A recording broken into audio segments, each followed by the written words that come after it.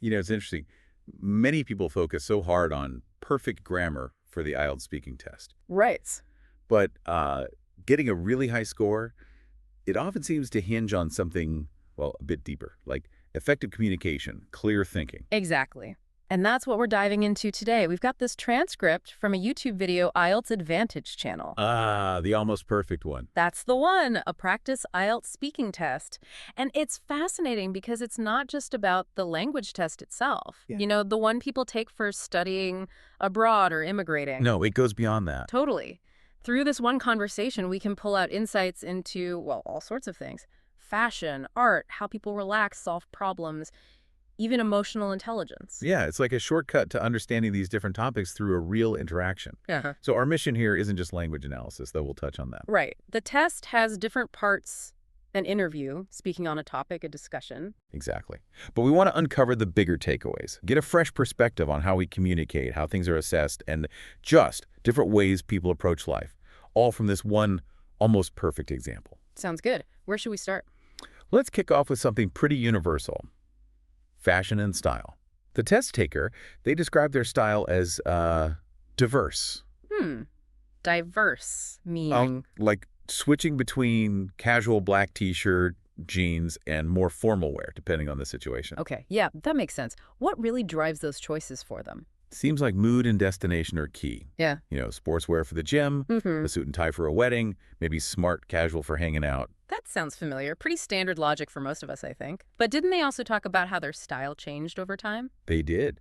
From being into like funky or streetwear as a teen. Ah, the experimental phase. Right. Crazy colors, bracelets, necklaces, hairstyles, Mm-hmm. the whole deal. And now, more towards elegant, simple, less colorful. That evolution is interesting. It really makes you think about your own journey with clothes, doesn't it? Like, what made you shift from one look to another? Absolutely. And you wonder if those shifts aren't just about clothes, but maybe something deeper, like going from that louder, funky streetwear Yeah. to something more simple, elegant, maybe it reflects less seeking attention externally and more, I don't know, internal confidence. Understatement feels stronger sometimes. That's a really insightful way to put it. Our clothes as a sort of visual story of who we are, maybe who we're becoming. Mm-hmm. So, okay, moving on from style, what about art and creativity? How did the test taker see that? They saw art as having different branches, music, theater, cinema, painting, that sort of thing. And did they have a favorite? Yeah, they mentioned really loving cinema. Okay. Any interest in the other stuff, like paintings? They seemed open to learning more about art later on. Right now, maybe less interested in paintings or modern art specifically, but willing to explore down the line. I liked that honesty. It's not really my thing now, but maybe someday. Yeah, it's refreshing, isn't it? Not pretending to like everything. It really is. It sort of speaks to that growth mindset idea: our tastes aren't set in stone. Makes you pause and think about your own art preferences. Are there things maybe you've dismissed that you might look at again? Or totally new areas? Good question. Definitely food for thought. Okay, what about relaxation? How did they unwind? Oh, they had a few methods. A favorite seemed to be going to the beach early in the morning for the solitude and peace. Nice. Very calming image. What else for stress? Deep breaths, reading Quran, and also, interestingly, finding that being busy actually kept them calm sometimes. Busy keeps them calm. That's counterintuitive for some people. Right, and coping with stressful moments by reminding themselves it's not, quote, the end of the world.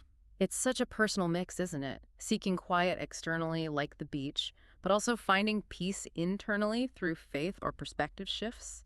And that busy thing, wow, shows how differently we're all wired for pressure. Totally. What about you? What are your go-to ways to handle stress? It makes you reflect. It really does. Okay, so the test also covered problem solving. There was an example, right? Yeah, a really relatable one.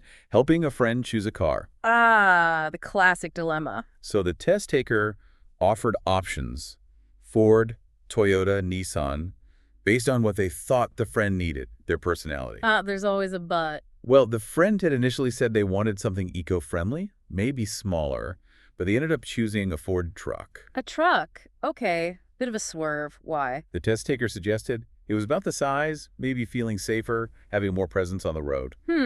That shows how problem solving isn't just logic, is it? It's emotions, perceptions, maybe even status symbols playing a role. The real reasons aren't always the ones stated first. Good point. You have to understand those underlying things. The test taker also mentioned something about age being helpful for problem solving. Like older means wiser, more experience. Yeah, implying more knowledge, wisdom from life. And they also talked about preferring to solve problems alone sometimes. Ugh. Why is that? Valuing independence, wanting to use their own knowledge first before asking for help. They gave an example of choosing their major media and mass communication, even though their parents suggested interior design. Okay, so that age thing. Yeah, experience helps, but Yeah. maybe diverse views are good too, right? Collaboration can spark new ideas. Yeah. But that drive for independence, making your own calls, especially on big stuff like your major, that's powerful. Definitely. Then the conversation shifted to emotional intelligence, which the test taker thought was big and crucial. Especially for problem solving in conflicts. Exactly. And they admitted maybe not having as much of it when they were younger. We've all been there, probably. Oh, for sure. Did they give an example? Yeah, talking about a discussion with a friend, using emotional intelligence to try and see their perspective instead of letting it blow up into a fight. That's key. Seeing the other side. And they also touched on balancing empathy with maybe brutal honesty when helping people. Ooh, tricky balance. What was the conclusion? Kind of depended on the situation. More empathy for big problems, maybe more directness if someone's just being rude. That makes sense. It's nuanced. Emotional intelligence isn't just being nice. It's about navigating situations effectively, reading the room, adapting. Really makes you think about your own interactions. It does. Okay, let's switch focus now to the examiner's feedback. It was really detailed, starting with a general vibe. Yeah, what was the overall impression? Very positive. The examiner praised the test taker's style natural, elegant, effective. Like talking to a friend or colleague, not someone trying too hard or sounding nervous. That's great feedback. Natural is good. And they liked how the answers were developed. Enough detail, but not rambling. The examiner even said simple can be elegant. That's such an important point. You don't need super complex language all the time. Clarity, sounding genuine, that often works best. Totally. Then for part two, the problem-solving bit where they talked about the car. Right, the story about the friend. The examiner loved that they used a real scenario. Said it made the fluency sound much more natural. Ah, so drawing on real life helps you speak more smoothly. Makes sense. Yeah. And the advice was practical too. Keep talking until the examiner stops you. Aim for the full time. Use your notes just as prompts. Don't read them like a script. Good tips. Authenticity over rote memorization, basically. Use personal stuff. Exactly. And for part three, the more abstract discussion part. How did that go? Those questions can be tough. The examiner liked the positive attitude. The test taker seemed to treat it like a challenge or even a game, found the questions interesting. Oh, that's a great mindset. Curiosity instead of dread. And the answers were apparently well developed, often showing both sides of an argument. Nice. Approaching tricky topics with curiosity definitely helps give better, more thoughtful answers. Okay, let's get into the specific scores, the marking criteria. Pronunciation first. How is that rated? Highly. Band 8. The examiner stressed they understood everything, 100%, even with a slight accent.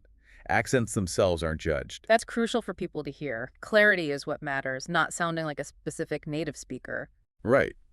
They did mention areas for potential improvement, like intonation, the melody of your voice. How your voice goes up and down to add meaning. Yeah.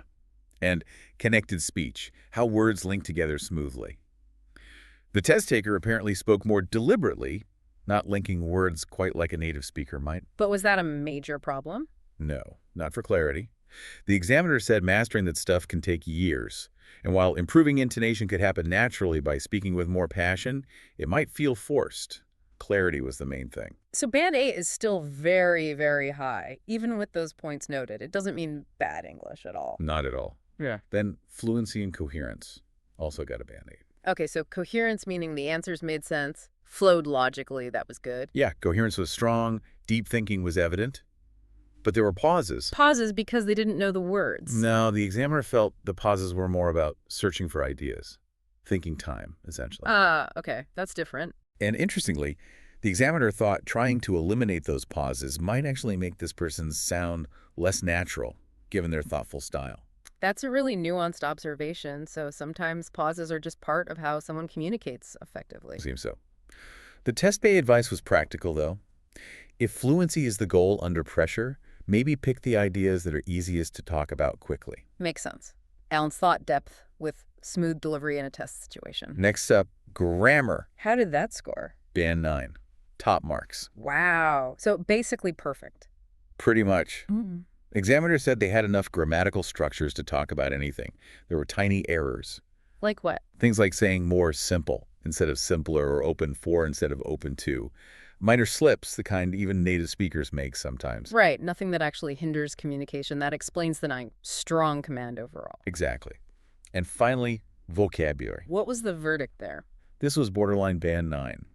The examiner felt they could sometimes use more advanced words, but worried that pushing for that complexity might actually lead to more mistakes or sound unnatural. Ah, the classic trade-off. Better to use words you know well and accurately, rather than trying too hard to impress and maybe getting it wrong. Precisely. So accurate, natural use was valued. Okay, so summing up the scores. Mm. Pronunciation 8, fluency 8, grammar 9, vocabulary borderline 9. What was the overall? Overall band 8.5, which, as the examiner pointed out, puts this person in the top, like 2–3% of everyone who takes the IELTS test. That's incredibly high, almost perfect indeed. And the big lesson the examiner really emphasized this is that clear, effective communication can be highly successful, even if it doesn't have all those perfect native-like features like super connected speech or complex vocab all the time. That is such a powerful message, isn't it? It really shifts the goalpost from some unattainable perfection to something much more achievable and frankly more useful, just communicating your ideas well. Yeah. Clearly, effectively. Absolutely. So wrapping up this deep dive, Yeah. a few things really jump out, I think. Well, just how much the IELTS test and maybe communication generally values naturalness, clarity, thinking things through. It's not just about ticking grammar boxes. Definitely. And how this one conversation gave us glimpses into so many different life areas: fashion, art, stress, all through this assessment lens. So it leaves us with a final thought for you, the listener. Go on. What does being well-informed or maybe even well-spoken truly mean to you? Is it about having flawless delivery, perfect grammar, big words? Or is it more about understanding things, being able to articulate your thoughts, engage with ideas clearly, even if the delivery isn't, absolutely perfect? Something to mull over. Yeah. What do you prioritize in your own communication? How do you define really effective expression?